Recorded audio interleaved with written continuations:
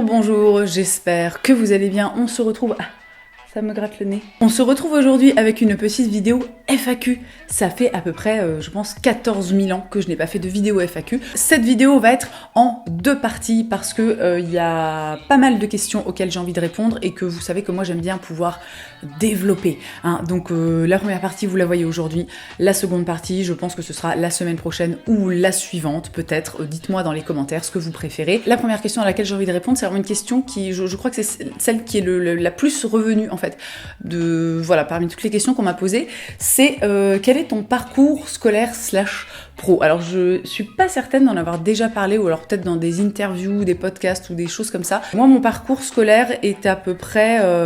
voilà, je me souviens, j'ai parlé de mon parcours scolaire dans le podcast Génération XX. Je vous le mets dans la barre d'infos si vous avez envie de l'écouter. Il date un petit peu, mais bon, c'est toujours sensiblement plus ou moins d'actualité, tout ce que j'y raconte. Donc au niveau de mon parcours scolaire, c'est très simple. Moi, j'ai fait une filière générale, j'ai fait une filière littéraire, j'ai eu mon bac. Ensuite, après ça, je me suis inscrite à la fac. J'avais pas vraiment de... j'avais pas vraiment de but, en fait, je savais pas vraiment ce que je voulais faire de ma vie, donc je me suis inscrite à la fac dans une filière, je crois que c'était de la communication ou quelque chose comme ça, je ne me souviens plus très bien. Si je ne m'en souviens plus très bien, c'est notamment parce qu'en fait, je n'y ai pas foutu les pieds, c'est-à-dire que j'ai dû y aller, je pense, 3 fois. J'ai dû passer un 8e de partiel et ensuite j'ai arrêté. À la même période, je travaillais en fait en parallèle, je travaillais chez Paul. Alors pour les personnes qui connaissent, je travaillais chez Paul à la gare de Nancy, et alors je garde un souvenir vraiment génial de cette expérience. J'ai adoré. Alors ça a pas duré très longtemps, j'ai même pas dû y bosser 1 an, mais vraiment je garde un souvenir merveilleux de cette expérience. Il y avait une trop bonne ambiance, toute l'équipe était trop cool. Alors bon, fallait se lever un peu tôt parfois le matin. Je me souviens que quand je commençais à 6h, je me levais je crois à 4h30 parce que j'habitais pas à Nancy même, donc il fallait que je prenne le train, tout ça, enfin bref, en même temps à l'époque j'étais jeune et fraîche, donc ça passait. Et ensuite très rapidement, moi j'ai rencontré mon chéri, donc j'ai déménagé puisque aujourd'hui je vis à la frontière allemande, pas très très loin de Nancy, je suis à 1h30 de Nancy, mais toujours est-il que j'ai déménagé avec mon chéri. J'ai arrêté de travailler, notamment parce que on a fait un bébé, ma fille, et c'est à cette époque que j'ai créé mon blog, puisque je me faisais chier comme un rat, crevé au fond d'un égout, et c'était vraiment le tout début, tu vois, le commencement des blogs mode et compagnie. Donc je me suis dit je vais faire ça, pourquoi pas finalement. Et ensuite ma fille est née, je suis restée 8 mois avec elle, et au bout de 8 mois je n'en pouvais plus, vraiment, c'est-à-dire qu'il fallait que je fasse quelque chose. Donc j'ai travaillé chez McDonald's pendant 9 mois, je crois, quelque chose comme ça. J'en garde aussi un très bon souvenir. Et ensuite, un jour, je me suis rendu compte que je pouvais vivre de mon blog et de mes activités sur les réseaux sociaux, quoique à l'époque, est-ce qu'il y avait déjà les réseaux sociaux? Il devait y avoir Facebook. Je suis pas sûre qu'il y avait Instagram. Parce que je vous parle de ça, les gars, c'était quand même il y a 13 ans. Voilà, et puis en fait j'ai quitté mon boulot chez McDo, et depuis je suis Colline, je crée du contenu sur internet. Et je dis ça parce qu'en fait c'est marrant, il y a eu plusieurs fois cette question qui est revenue, à savoir quel est ton métier, que fais-tu dans la vie? Donc en fait mon métier, c'est ça, voilà, c'est-à-dire c'est allumer une caméra et puis raconter des conneries. Je passe à la question suivante, que je trouve très intéressante, qui est: as-tu eu l'impression de passer à côté de certaines choses avec tes enfants? Parce que alors ça aussi, j'ai l'impression que tout le monde ne le sait pas, mais j'ai 2 enfants. J'ai donc une fille de 13 ans bientôt, et un fils qui va avoir 2 ans au mois de décembre. Je ne suis pas prête, vraiment, les 2 ans de mon fils, si vous voulez, je suis là, à chaque fois que j'y pense, Donc, est-ce que j'ai eu l'impression de passer à côté de certaines choses avec mes enfants? C'est une question que je trouve très intéressante, parce que on a toujours l'impression de passer à côté de certaines choses, voire de passer à côté de tout. Les enfants, c'est très compliqué. Moi, je dis toujours, quand tu accueilles un enfant dans ta vie, ça vient avec un package de 4 trucs. Le premier, c'est évidemment de l'amour, beaucoup de l'amour et de la joie, mais ensuite il y a la culpabilité, la peur de manquer des trucs, et enfin l'angoisse, l'angoisse qu'il leur arrive à peu près tout et n'importe quoi. Voilà, donc ça pour moi c'est le package de base. Donc je pense vraiment qu'on a toujours l'impression en fait de manquer des choses avec nos enfants, peu importe le temps qu'on passe avec eux, c'est-à-dire que c'est le truc de base, ça passe vraiment tellement vite, je m'en rends vraiment compte puisque encore une fois j'ai une fille de 13 ans et un fils de 2 ans et je vois ma fille là qui est immense, c'est incroyable, je la revois encore, elle était petite comme ça, tu vois, je la portais, elle dormait contre moi la nuit, tu vois, et puis elle a appris à marcher, à parler, et puis maintenant, elle a 13 ans, elle a 13 ans, quoi, tu vois. Donc j'ai envie de dire que si vous avez l'impression de louper des choses avec vos enfants, franchement, c'est normal. Au bout d'un moment, on ne peut pas tout faire, en fait, dans la vie, on ne peut pas être partout, on vit quand même dans une société qui plus est où l'éducation des enfants ou le temps qu'on passe avec les enfants n'est pas forcément valorisé à mon sens, c'est-à-dire que vous prenez typiquement une femme au foyer, ce qu'elle accomplit chaque jour en s'occupant de son ou ses enfants, en s'occupant de son intérieur, c'est une tâche vraiment qui est incommensurable et pas du tout reconnue, hein, vraiment, t'as l'impression que les femmes au foyer, t'es là genre, oh bah oui, c'est les sous-merdes de l'humanité, hein. Donc ça pour moi c'est un vrai problème, le fait que le congé maternité et surtout le congé paternité soit si court. Je trouve ça dramatique en fait, parce que moi je dis toujours, nos enfants en fait c'est le futur, c'est l'avenir, c'est l'avenir de notre société, c'est l'avenir de notre planète, et qu'on ne permette pas en fait aux parents d'avoir plus de temps et du temps où on est en forme. Je parle pas du temps où tu rentres du boulot à 19h et où il faut courir partout parce qu'il faut prendre le bain, faire les devoirs, faire à bouffer, etc.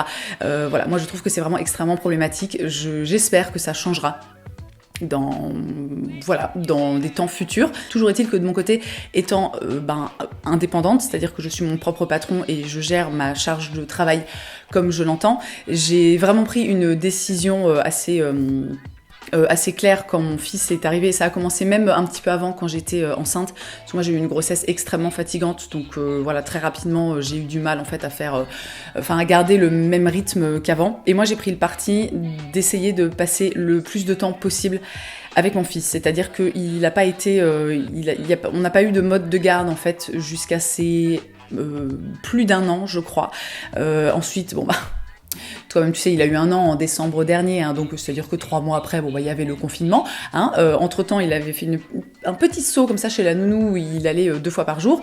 Et puis après, le confinement. Hein, voilà, donc pendant nous, ça a duré 7 mois où il est resté avec nous quasiment, alors pas H24 parce qu'il est un petit peu gardé par une de ses grand-mères, mais dans la globalité, si vous voulez, vraiment, j'ai passé ces quasiment 2 dernières années collé à mon enfant. Et aujourd'hui, il va 3 jours par semaine chez sa nounou et le reste du temps, il est avec nous. Et en gros, moi j'ai eu envie de profiter de ma situation privilégiée pour profiter en fait de mon fils, parce que concrètement, en septembre prochain, normalement, il va à l'école.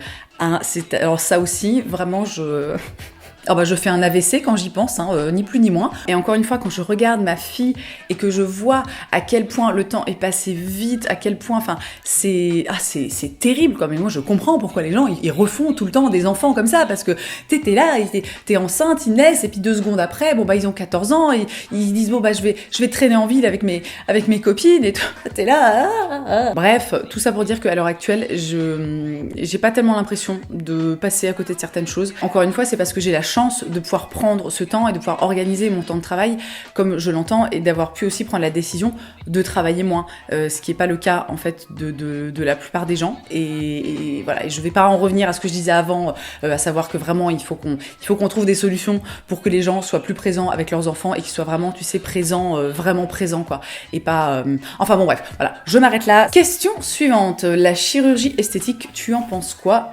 entre parenthèses, pour toi? La chirurgie esthétique ou même la médecine esthétique, vous savez, les injections, les trucs comme ça dans les lèvres, dans les je sais pas quoi, le botox et compagnie, c'est un sujet extrêmement polémique de mon point de vue, pour la raison principale que c'est un sujet qui concerne beaucoup les femmes, puisque ce sont quand même majoritairement, alors pas que, il y a aussi des hommes qui font de la chirurgie esthétique et de la médecine esthétique, mais dans la globalité, quand tu parles de chirurgie esthétique, tu penses aux femmes, et c'est bien connu en fait, les femmes ne peuvent pas disposer de leur corps comme bon leur semble, hein, c'est-à-dire que quoi qu'elles fassent, ça ne va pas, hein, ça ne va jamais. Donc moi, mon point de vue sur la chirurgie esthétique, c'est que c'est à peu près comme sensiblement tout dans la vie, c'est-à-dire que les gens font bien ce qu'ils veulent de leur corps, de leur visage, de leur cul, de ce qu'ils veulent. Et je comprends qu'il y a un jugement qui puisse être posé sur la chirurgie esthétique parce qu'on parle quand même parfois de changements très radicaux, voilà, physiquement, donc c'est pas rien. Mais en fait, c'est comme pour tout, vous voyez, ça rejoint les tatouages, ça rejoint les coupes de cheveux, ça rejoint la façon dont on s'habille, c'est-à-dire que ça n'impacte personne d'autre que soi-même. Si moi, demain, je décide de passer d'un 85B à un 110F, si je décide de me faire poser des implants dans les fesses, si je décide de me faire un lifting ou quoi au casse, en fait, ça me regarde moi et uniquement moi, et ce que je ferai n'aura aucun impact sur vous, par exemple, qui êtes en train de me regarder, ou même sur les gens de mon entourage. En fait, ça ne changera absolument rien. Donc moi, la chirurgie esthétique, honnêtement, j'allais dire je suis pour, mais en fait non, je suis ni pour ni contre. C'est-à-dire qu'on est vraiment sur une question de choix personnel et sur un truc en fait individuel qu'on n'a pas à dire si on est pour ou contre. Après, pour ce qui est de moi-même, je n'exclus pas un jour de faire de la chirurgie esthétique, pas forcément, de la médecine esthétique par contre, alors totalement, hein, moi je vous le dis clairement, j'ai passé les 30 ans, ça commence à se casser la gueule, hein, et il y a des fois je me dis tiens, je ferais bien peut-être un peu des trucs, des petites injections, un truc, tu vois, des trucs en plus qui sont réversibles, hein, c'est pas non plus comme décider de se faire refaire le nez ou des choses comme ça. C'est des choses auxquelles je pense de temps en temps. Après, il faut que je gère aussi dans mon cerveau l'espèce de truc, tu vois, d'un côté où c'est très compliqué quand tu t'intéresses par exemple au féminisme et aux injonctions sociales, notamment aux injonctions de beauté. Tu te dis putain merde, en fait si je vieillis c'est comme ça et puis c'est pas autrement. En gros, tu te demandes si ton envie de d'avoir moins, tu vois, de rides du lion ou de choses comme ça, ou les sillons nasogéniens moins marqués, tu te dis est-ce que c'est le fruit en fait de la société dans laquelle je vis, où on n'accepte pas ou tout du moins très mal que les femmes vieillissent, ou est-ce que c'est juste mon envie personnelle, parce qu'on a le droit aussi, hein, c'est pas forcément pour moi lié, Sonia en parle très bien d'ailleurs régulièrement dans ses vidéos, c'est pas parce que on se maquille ou qu'on veut faire de la médecine ou de la chirurgie esthétique qu'on joue forcément le jeu de la société. On peut aussi faire les choses uniquement pour soi, et ça je pense que c'est important de ne pas l'oublier. Mais moi, à mon stade, j'en suis encore au stade de questionnement. Voilà. Bon, après, moi, de toute façon, si vous voulez, c'est le genre de décision, je mets à peu près 17 ans à me décider. Hein. C'est-à-dire que j'ai commencé l'épilation laser il y a quelques semaines. Je pense que ça faisait au moins 6 ans que je voulais y aller. Donc, on a le temps de venir voir. Question suivante. Est-ce qu'après toutes ces années d'internet, tu n'as jamais eu envie de faire autre chose? Elle rejoint une autre question que j'ai mis de côté, à savoir, as-tu déjà eu envie de déconnecter et arrêter tout en rapport avec les réseaux? Là encore, question très intéressante. De toute façon, je vais pas répondre à des questions que je trouve pas intéressantes, hein. En même temps, ça tombe sous le sens. La déconnexion des réseaux, c'est un truc que j'ai fait cet été pour la première fois depuis 13 ans. Et cet été, j'ai totalement coupé les réseaux sociaux pendant 2 mois, parce que j'étais arrivée en fait à un stade où j'en avais clairement plein le cul. Je me suis fait attaquer sur beaucoup de sujets, des attaques que j'ai trouvées extrêmement... C'est très souvent le cas en fait quand même sur internet. Alors évidemment il y a des gens qui font de la merde et à qui il faut dire excuse-moi là tu fais un petit peu de la merde, mais si vous voulez tout est toujours une question de forme, hein. Le fond peut être justifié, la forme par contre sur internet il y a encore beaucoup de personnes qui ont du mal à se rendre compte qu'ils ont un être humain en fait en face d'eux, hein, et qu'en plus de ça ils ne sont pas seuls à émettre des critiques, à laisser des commentaires, à émettre des jugements, et que en fait le chat dans la gorge, au bout d'un moment, quand tu es seul, toi, Colline, en tant qu'individu face à tout ça, et qu'en plus de ça, je veux dire, vous savez, les réseaux sociaux, c'est pas toute la vie, en fait. C'est-à-dire que moi, là, à côté de comment vous me voyez dans mes vidéos ou sur mes réseaux sociaux et de tout ce que je vous raconte, j'ai une vie aussi dans laquelle il se passe des choses. Alors parfois, je vous parle de certaines choses qui se passent dans ma vie, mais il y a beaucoup de choses, voilà, que je ne vous raconte pas parce que je tiens à ma vie privée. Tu as une une équation où d'un côté tu as ta vie personnelle avec tes propres emmerdes et tes propres difficultés et tes propres combats, etc. Et puis de l'autre côté tu as les réseaux sociaux où tu as des gens vraiment qui sortent de nulle part, qui ne te connaissent pas et qui viennent te péter les couilles pour absolument tout et n'importe quoi. Et moi cet été je suis arrivée à un stade où en fait gérer tout ça, donc l'intégralité de ce que je viens de dénoncer, pour moi c'était plus possible. Donc j'ai simplement coupé, ça m'a fait le plus grand bien, vraiment j'ai passé un été du coup qui était absolument génial parce que j'étais totalement déconnectée de tout ça et aussi accessoirement déconnectée de mon boulot, puisque moi ce que je fais aujourd'hui ici, alors évidemment j'adore ce que je fais et je m'éclate et ça me passionne, mais ça reste quand même mon métier, ça reste mon travail, c'est comme ça que je gagne ma vie. Donc je ne vous cache pas que cet été, vraiment, je suis passée par une espèce de phase de... Tu sais le néant, le vide intersidéral comme ça, où vraiment le retour pour moi ça a été... Alors ça a été difficile, à la fois ça a été très simple. C'est-à-dire que le petit, le basculement, c'est-à-dire passer de je disparais pendant 2 mois à coucou me revoilà, ça a été pour moi très difficile. J'ai mis un petit peu de temps, je savais pas comment m'y prendre. Très honnêtement, je n'avais pas du tout envie. En plus de ça, j'étais vraiment en mode, tu sais, je ne trouvais plus aucun sens à ce que je faisais. J'étais là, genre. Et en fait, et c'est ça qui je trouve vraiment merveilleux dans ce que je fais, c'est qu'à partir du moment où j'ai posté, c'est-à-dire j'ai posté une photo sur Instagram, c'est bon, c'était reparti. Et la base de tout ça, en fait, c'était tout simplement c'est tout simplement en fait les échanges avec vous. C'est-à-dire que c'est très difficile quand tu es déconnecté de tout ça, quand tu te déconnectes des gens et de ta communauté et compagnie. À un moment, tu te dis pourquoi je fais ça, à quoi ça sert, qu'est-ce que j'apporte aux gens. Je veux dire, je ne sers à rien, je suis useless 8000. Et en fait, dès que tu réenclenche le truc, enfin tout du moins ça a été le cas pour moi, dès que j'ai réenclenché le truc et que j'ai commencé à lire vos commentaires, à échanger avec vous par message privé sur Instagram, etc. Je veux dire, j'étais à nouveau à bloc. Et voilà, donc tant mieux, hein, j'ai envie de dire, tant mieux pour vous, tant mieux pour moi, tant mieux pour tout le monde. Néanmoins, je pense qu'à partir de maintenant, c'est un truc que je vais faire régulièrement. Je pense que l'été, maintenant, je vais couper les réseaux. Je pense aussi... peut-être des périodes de type Noël ou je sais pas, vacances scolaires, et surtout quand j'en sentirai le besoin, je le ferai. Voilà, je pense que malgré le fait que je fasse ça depuis des années et des années et des années, j'ai encore des choses à apprendre sur les réseaux sociaux et sur la gestion que je peux avoir des réseaux sociaux, et ce truc de couper, vraiment c'est un truc que je recommande, que vous soyez créateur de contenu ou pas du tout, vraiment que vous utilisiez juste ces outils comme ça de façon, de façon personnelle, c'est un truc vraiment que je recommande, et je pense vraiment qu'il faut constamment en fait travailler sur son rapport aux réseaux sociaux et sur l'utilisation qu'on en a, parce que on le sait, mais on va quand même le dire, ça peut être extrêmement toxique, extrêmement nocif, et ça peut te mettre, ça t'achève quoi, hein, littéralement. Et je vais finir cette première partie de vidéo avec la question suivante. Salut, il y a quelques années tu nous présentais Luna, mais on n'en entend plus parler. Qu'est-elle devenue? Ça c'est une question qui revient aussi assez régulièrement ces dernières années, notamment à chaque fois que je me parle de mon chat ou de mon chien. Luna, c'est un chat qu'on a eu... que plus exactement mon chéri m'a offert m'a offert par surprise à Noël, je crois que c'était il y a 6 ans, 5 ou 6 ans, quelque chose comme ça. Et Luna, c'était un chat bengale, donc un chat de race, qui en fait bon, on va la faire simple, qui en fait a disparu du jour au lendemain. Voilà, c'est-à-dire que un jour elle était là et puis le lendemain elle n'était plus là. C'est un chat en fait qu'on a laissé sortir. Parce qu'on trouvait ça cruel de ne pas la laisser sortir. D'autant plus qu'elle voyait mon autre chat et mon chien sortir. Donc vraiment, alors quand elle était toute petite, on la laissait pas sortir évidemment parce qu'elle était toute petite et qu'il faut attendre qu'ils soient un petit peu... les chatons, faut attendre qu'ils soient un petit peu grands quand même avant de les laisser comme ça partir dans la nature. Donc vraiment, c'était terrible. Elle était là derrière la porte-fenêtre, elle grattait. Enfin, c'était d'une tristesse infinie.